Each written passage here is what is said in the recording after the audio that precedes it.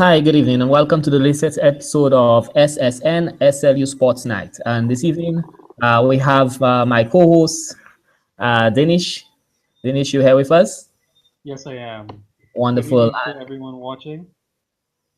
Yes, and definitely this evening, we're going to, of course, go through the first game of the World T20. That's the first game between India and New Zealand. And Danish, of course, you're going to be giving us some highlights on this, and you have a lot prepared for us, right? Yes, I do. And we're going to talk about the Super 10 Group 2, India versus New Zealand. This was live from the VCA Stadium in Nagapur. And this was a very anticipated game as the number one team, T20 team, India, would face the number four New Zealand team. And I have some highlights here. So the first ball, of course, for this matchup. So I'm just getting highlights here. It's opened up with a 6. And right off the bat, the T20 World Cup Super 10 opens up with a 6. And then right after that, opens up with the first wicket, which was an LBW. And that was the first wicket for India. And India was starting to pace up and start to get some action going in here. Fans going crazy. Gupta, of course, hit that first 6 and went out. Right next ball, another Super 6 by Murano. And it was just going like that and continuing to hit some boundaries until that wicket right there. Ashish Nehra picking up his only wicket for that game. And Big match ball in Morano. we must admit, and that definitely, when you look at Guptill, he's a very important person to that New Zealand cricket team. So losing him early was definitely a big blow to New Zealand. Yeah, so they lost another wicket here. 6.5 overs over and 35 for 3. Was going all India's way from the beginning, and then the boundaries came through again. They picked up a nice partnership here until that happened, and that was an amazing wicket to watch. And we'll see, it's obviously going out, but they didn't show the replay. But it was a guy who just catches the ball right off the bowling action. And then that wicket right there in middle stump, while New Zealand tried to put up their rates. Their rate was at 5.68 at that point, trying to get to 6 or 7. They started to smash from here as well, but it was just not going their way tonight. Quite a lot tonight this morning. So again, losing more wickets here. And right here, look at this run out here. That's a really good run out, really good throw. Amazing. And of course, they went to the replay again, another out and a run out. So at this point, New Zealand was 118 for 7, looking for another boundary here, another 6, and then right here, another run out. And I tell you, fielding today by India was very, very good. And they were really feeling very well. And this will be another run out as well until the over is finished. So 126, very easy target for New Zealand to get. And before we go to the Indian highlights, we'll just let you know the key players in here. Switch here. And when you look at the scorecard, you could definitely see that the New Zealand team were in desperate need of a good start versus India. And of course, we know that India will be strong. No doubt about it. One of the favorites would definitely think that. And you're looking at a total of 126 and just over 6 runs and over. Definitely did not. It doesn't look like that would be enough. I mean, you're looking at the England team, and you expect that they would definitely, of course, get this done in probably 17, 18 overs. So definitely we are wait to see what was done in the Indian inning. But Dinesh, what is your views, especially with not seeing the likes of Brandon McCullum? What are your views on the Indian batting? So New Zealand batting. Corey Anderson. Yes, sorry. I thought Corey Anderson would pick up, and he did have the highest runs in the innings, and I knew he would pick up from where the absence, of course, from I'm sorry, what was his name again? McCullum. The absence of McCullum, I thought Corey Anderson would play a very good innings, and he did. I think 34 runs. Of course, not off 42 balls. I mean, it was not great, but it's still something that he did put in the middle order of the batting. I thought Ross Taylor would play much better. Of course, Ross Taylor, former Zook for the Solution Zooks. So I thought he would play better, but of course he was run out with an amazing throw. So all credit to him. He could have gone further as well. And we saw Mitchell Steiner, which we will talk about a little later in this episode, because he really plays a very key role in the second inning. So he also did pretty well, 18 runs off 17 balls. So I think they did really well, but they obviously were looking for more than like 140, 150, and 126 was not like this wicket. So they didn't really get a great wicket on this pitch.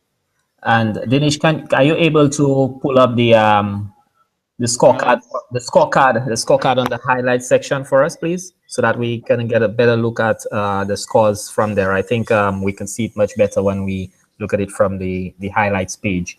But definitely, India showing, that they can really do well with the ball, and limiting New Zealand to 126. That was just a very, very, very um, good thing from India. I mean, the Yeah, bowling. great bowling by Yes, Jasprit. Jasprit yes. had a very good economy rate, 4 overs, 15 runs, and a wicket. So that was a very good bowling. I'm sure Shrina, we expect great bowling from him always. So again, 4 overs, 16 runs. That's some great bowling figures right there. Yes. Let us know when you have the I do have the scorecard scorecard up. from highlights. Okay, Yeah. wonderful. So just looking at the bowling here. Again, great economy rates by Jasprit and Suresh. Both of them did very, very good. Good overall for bowling. So 126, as I was mentioning, Corey Anderson, highest run scorer. Mitchell Stainer did a very good job as well. Santer, I always call Stainer. Michelle Santer did a very good job as well in the batting. So we're going to move into the highlights as well for India. I'm going to move into there right now. So let's watch about the Indian innings, of course. Pulling that up here, of course. So the Indian needed 127 to win, and right off the bat, they got an early wicket. And early wickets are very key in this match. So you saw India get off really well, and then now New Zealand getting an early wicket. The ball spinning a lot on this pitch, and they kept with the spin, and the spin just worked for New Zealand. Another ball missed because of the spin, easy wicket as well. So 10 and 2, that's not a very good start right off the first 2 overs. So we saw the similar kind of feeling what India was going through right off the bat. And then early on again, another early wicket. And Sunish Raina, that's such a disappointing score by him. Expected a lot more from him as well. But then the boundaries started coming in, and it looks like they were settling down until this cotton bowl by McCullum. Although Brandon McCullum played very well in bowling, there was someone else that was very special, and I mentioned him earlier. And we will see him in this highlight package. Here he is. Yep, he gets a wicket again here. So that's Santer, who got another wicket as well. Continue to get wickets. So here's Santer. Make sure he got into that highlight package. 42 for 6. It looks very difficult from here. Not many wickets left. Pandya again, a disappointing innings by him. Another wicket again for Santer. So he's just getting wickets and bowled very well.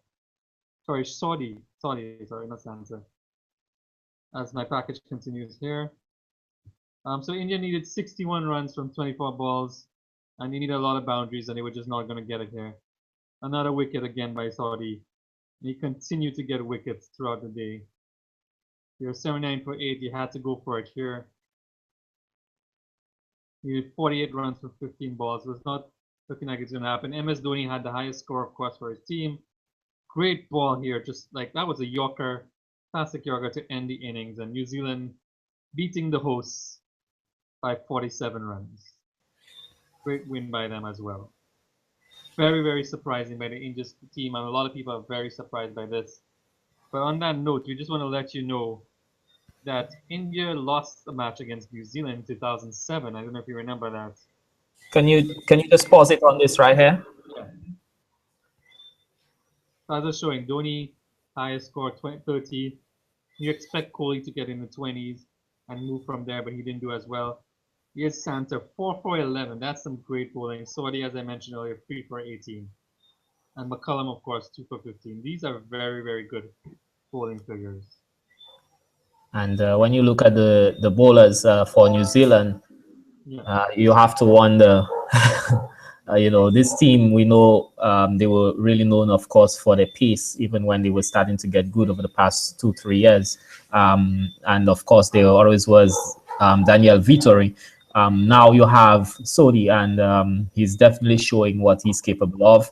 I think West Indies right now, seeing this, probably you're looking at the likes of Ben, who may be looking at this smiling. But the other part of it is to know that West Indies, of course, are without Narain. But when you look at the bowling from New Zealand, we could definitely say that this was a really, really professional performance, and they kept it tidy. Yes. Although there's few people that are disappointing, I think um, few people from the Indian squad, like Pandya, was very disappointing innings. They expected Pandya to get a much higher score, and one was not something that he normally gets. So that's why I think they were let down. Early wickets was key in this match. Those early wickets by McCullum really, really helped the New Zealand team set the pace to get more wickets. Of course, Dhoni, the captain, did lead the team, did get 30 runs. We expected Kohli to get in the 20s or the 30s, but it was just not enough. I mean, they needed more support, again, from Pandya and the other players in India. But I was just saying before we talked about the screen, it's very key to know that India lost in a similar way in 2007, the first World T20 World Cup, and went on to win that World Cup. So maybe it's a trend. You never know. Yeah, certainly. I mean, it's the first game. And they always say if you have to lose one, you might as well lose the first one and get back into your winning ways and build from there. And India certainly is still one of the favorites. But I must say, I've always looked at this New Zealand team and the recent performances. You cannot disregard them as being Yeah. up there with the top teams. They're They top four team, of course. So they're top five team, and they're ranked number 4 in this tournament.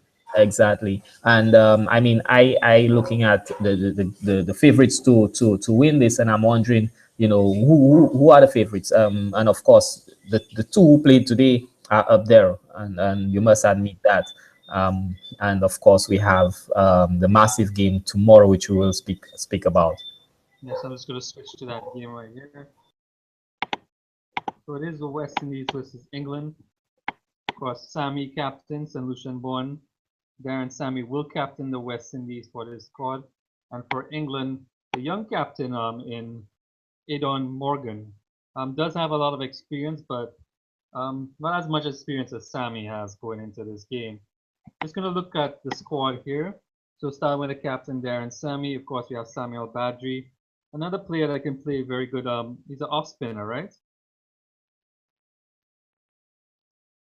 Hello? Yes, yes, Samuel Badri, of course, playing, of course, from Trinidad, and Yep. he's very, very, very, very dangerous bowler. Of course, he was not too long ago just below Narain. They were the Yes. first and second in the world. So definitely, it's a really big thing for West Indies to have him at least on the squad after knowing that Narain is no longer with the squad. So So that's a really having Ben and Badri, those two can be a very, very strong attack coming in. Of course, you have Carlos Brathwaite, who has proven to be getting better in the bowling, of course. And then he's really good batsman at the bottom end as well. So that's a very key player to have for the West Indies. Of course, Dwayne Bravo, we had another great bowler slash batsman. So we have that combination. Andre Fletcher as well in there. I'm not sure if Andre Fletcher will get to play this game. We'll have to see if he does or does not. He may even be the keeper for that. So it depends between Dinesh Ramdin. We all know Andre Fletcher can also keep as well. I and think of most course. likely we might see Ramdin keep. Sure, and of course the team continues with Chris Gale. Of course, everybody know Yeah, that Chris Gale's a set. yes, and everybody expect Chris Gale to really come and do anything but blushing. Of course, tomorrow. And just a reminder, of course, that game is at 10 a.m. That's 10 10 a.m. a.m. Yes, and we have, of course, Jason Holder, who we know has captained the West Indies. A lot of weight has been on his shoulder. He's gained some experience, hopefully, from that. But he's definitely shown that he can get that ball, give that ball some extra pace, extra bounce, and A number coming 4, from number that 5 height. bowler as well. He could come in Exactly. at number 4 or number 5. So Exactly. And we have Ashley Nurse, of course, from Barbados. and Ashton still has quite a lot to prove. I'm not sure, will make that 11 tomorrow, but we have to wait and see because we know if West Indies, anything is possible. T20, though, we expect West Indies to put on a show, and you continue down. Dinesh, you could go down the list as we continue. Dinesh, foul topping for Dinesh Ramdin. I'm not too sure if I am very positive about Ramdin's batting, but we'll have to see how he does. I mean, he's someone that would probably come in at fifth or sixth in batting. I don't think he's proven in the T20 game yet as much as the other players like Bravo and Samuels, and even I think I would have to go and pull out the stretch and say Sammy has proven better to be than Ramdin in the T20 game. So we'll have to see how he does. But a great keeper, and he's great to have as a keeper, especially with his pitch, which looks like the ball is really, really turning. We could see Ramdin really maybe get a stumping, and it's going to be very happy to see that. Andre Russell, I mean, we can't say more about Andre Russell. Another Jamaican, very, very good batsman, very, very good bowler, very good all-rounder. And I think he's the key to tomorrow's game, and he could be the person that really comes out and shines tomorrow, along with, of course, Chris Gayle. We always expect him to shine, Dwayne Bravo, and Marlon Samuels, who might just open up. I'm not too sure if Marlon Samuels will open up with Chris Gayle. We have seen that happen before, so we'll see how that goes as well. Jerome Taylor, a very good bowler. I'm not sure if he's going to make the top 11 tomorrow. And of course, you were talking about Ivan Lewis, a young kid that's up and coming, and we'll see how he does if he ever gets picked for a game to play. But if you know for sure he's not going to be picked tomorrow, we'll see how he does. And I'm hoping he maybe can get one game in or something like that. And to be honest, I really, really wish he's given a chance tomorrow because this guy is shown that he can be one of one of the most dangerous guys opening the batting for Trinidad, and he's certainly caught the eye of many. And I am hoping that he could get the opportunity. When you look at the West Indies team, we know that we have Fletcher, Johnson Charles, you have Chris Gayle. Of course, Chris Gayle would have to be the one opening. Without Lendl Simmons, you could definitely think that it would be Chris Gayle along with one of the guys mentioned. So it would be very, very, very interesting to see how this West Indies team, they do. Who would open up Chris Gayle? Would it be someone like Marlon Samuels? For sure, it won't be Marlon Samuels. It definitely has to be either Johnson Charles, Andre Fletcher, or Lewis. These are the three guys who have opened the batting before, who can do well at the top of the order. So right now it has to be between the three. And I think Andre Fletcher may just get the edge, but it really is going to be interesting to see what West Indies do. We know that they did use Holder in one of the warm-ups just to go out there and play, but we don't expect Holder to open the batting against England. But it'd be very interesting to see the West Indies. But I think West Indies bat second, they win this easily. I would say, but I would advise them to bat first, in my opinion. Just put up a high score. Again, the run rate does matter in these tournaments when you have ties. So, put up a good score. Put about 180 to 200 and just bowl them out. And that's how you have to go with that, I think. Let them chase instead of you. Of course, Chris Gayle always does well both ways. I say he does well, but I think when he has that pace and he has that time and he's not chasing, I think he does well as well. But it'll be interesting to see Andre Fletcher open up, as you said. Well, the interesting thing, as we know, is of course who will win the toss, and West Indies winning the toss. The only thing about them looking to defend the total is the fact that there is no Narain, and it's something that yes, there are other bowlers, but it's the way of put it this way. This is the way you could beat West Indies. Just ensure that you win the toss, you send them into bat. Because West Indies chasing, anything is possible. T20 is, one man can change a T20 game. We know with 50 over, you're probably expecting three guys to change a game. But one guy, can change a T20 match, and that's the fact of the game. So really, West Indies have big hitters all the way down to probably number 9, number 10 sometimes. So it's really going to be interesting to see who wins the toss. And after watching the New Zealand and India game, to see what the decision will be. See, that's why it's key to, especially in India, in these kind of environments, to bat first, because these pitches do wear out pretty quickly. So, as you saw in the India-New Zealand game, that pitch was pretty much gone, and the spin was really working on that pitch. It's not good for a batsman in the second inning. So, and that's been the key, and all the last T20 in India, that was also the key of batting first. So I just want to see if West Indies could bat first, and also get a 190 total, put up your run rate, because you are going to play Bangladesh later. I think the biggest threat for the West Indies is Pakistan as well. So we'll see how that has to go. So get an early run rate score out there. So that's my advice. Definitely, and very interesting because this T20 World Cup, everybody's looking to see how West Indies get off. How India get off. Well, we all saw what happened, and having seen what happened, England would be definitely off their seats and looking to create an upset tomorrow. And of course, it will be an upset if England defeats West Indies, because remember, this is not West Indies in the Test arena. This is West Indies. And at their home, their home T20 is their home. So it will be very, very interesting to see what happens with that. It's also interesting to see the groups. We're just going to take a quick look at those groups as well. I wanted to do that as well. So I'm just going to go and sign here. Just going to show you the groups here for men. And I'm just going to look over the groups one more time. Of course, the West Indies in that group with South Africa. Sorry, I was mentioning that in Bangladesh. Sorry.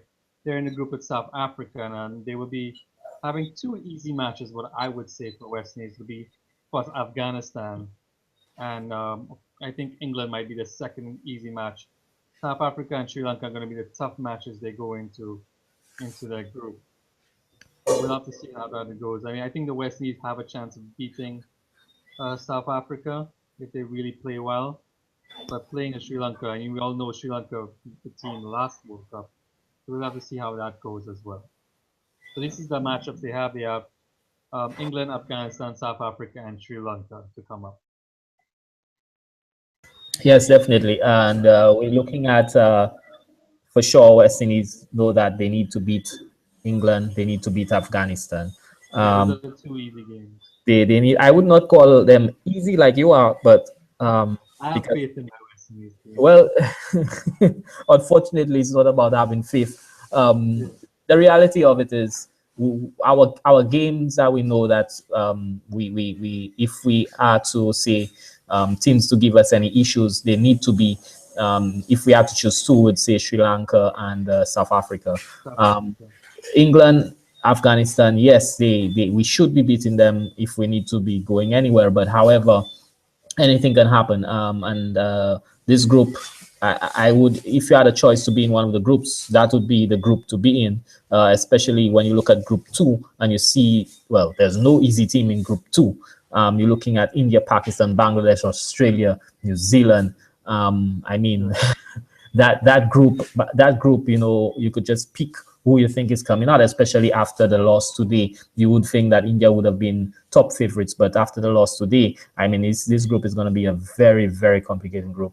And I can tell you, Bangladesh is the team that probably everyone's going to try to, score highest and try to pick on. But Bangladesh is a very unpredictable team. It's a team that might play very, very well, and the team might not play very, very well after another game. So that's key, and it's like as you said, Group 2 is very, very tough. And I'm going to say something. I think Bangladesh are actually going to be making it into the semifinals this year. I think that's a long stretch, but I think that's they would need to beat Australia. They would need to put a game against Pakistan. Yeah, that's two tough teams to put on. I'm not even going to talk about India. So, well, I can see Bangladesh.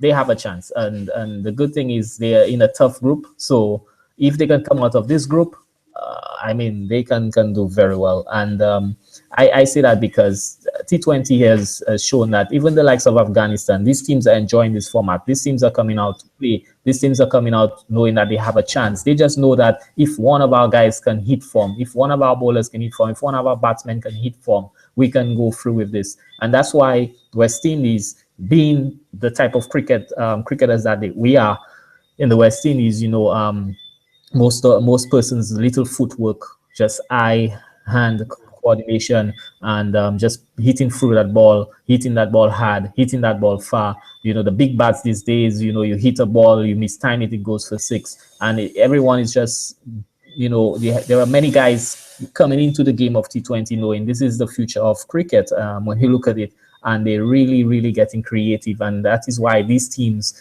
like the Bangladesh, the Afghanistans, they know that they stand a chance, because they know that if they can get 3-4 quick wickets, they stand a chance. However, if you take 3-4 quick wickets on a team, they just need one or two batsmen to hit 30-40, and they still stand a chance. Well, I'll end with this. It does not hurt to have someone like Chris Gale who has the experience in T20, and it doesn't hurt to have a Dwayne Bravo. It doesn't hurt to have Darren Sammy, who is captain World Cup championship team as well. So those are three key players that we have to watch more. Chris Gale, Sammy, and Dwayne Bravo, who have also played IPL a lot, so they know the conditions of these grounds. They're very used to these conditions on these grounds. So these are three players we'll watch tomorrow and see how they perform. I'm hoping Sammy doesn't even get to bat, so I'm hoping to see him maybe do 1 or 2 overs. Who knows? Sammy might actually bowl tomorrow. So Well, I'm hoping that he doesn't have to bowl tomorrow. I think if he does have to bowl, that means we're probably in a serious situation. But when you look at it, tomorrow as well, just to let people know as well, there is the Pakistan-Bangladesh game. Yeah. Everyone may see that as, okay, Pakistan, but I'm going to be very straightforward. I think Bangladesh are going to put a fight, and I think they're actually going to win this game. So there's that Bangladesh-Pakistan game tomorrow. You want to watch that game as well, any chance that you get, because this game will be a very exciting one. That is at 8 p.m. for our time, 8 a.m. Eastern Standard Time. Exactly. And you have the game, of course, the big one, West Indies versus Pakistan. I'm actually going to say that... I think West Indies versus England. Sorry, yes, West Indies versus England. And I'm going to think that West Indies should be able to edge this one. As I said, I'm picking Bangladesh to win the one over Pakistan, although the head-to-head shows that they've played 4 and Pakistan has they've won all 4 games. Still going with Bangladesh.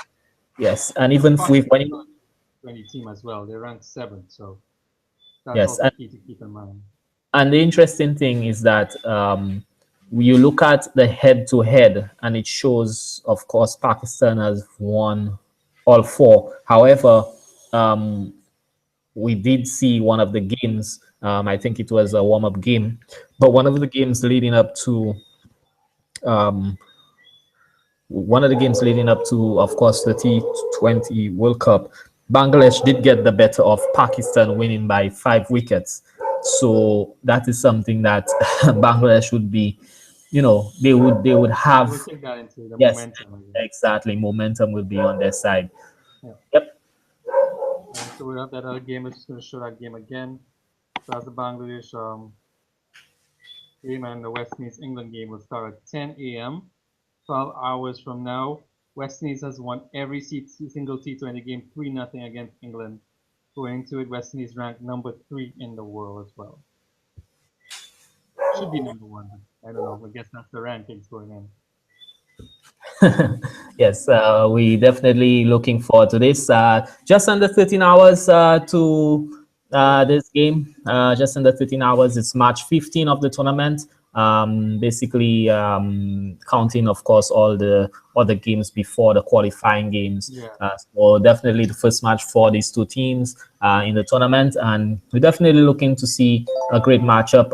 Ian Morgan versus Darren Sammy, and everyone knows that it's going to be an interesting one, and we're hoping that West Indies can come through with a victory.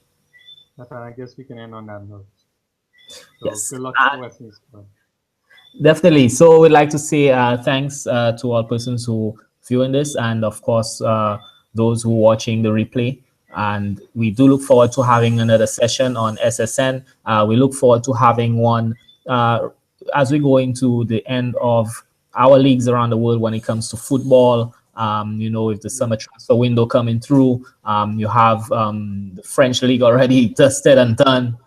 Champions League getting into the finals. So we know there's a lot of football to come. We know you guys will be waiting for some football action in terms of SSN. And as we said, tomorrow, do what you have to do, support the West Indies, and we'll see that we come off this with a victory. Good night. Good night.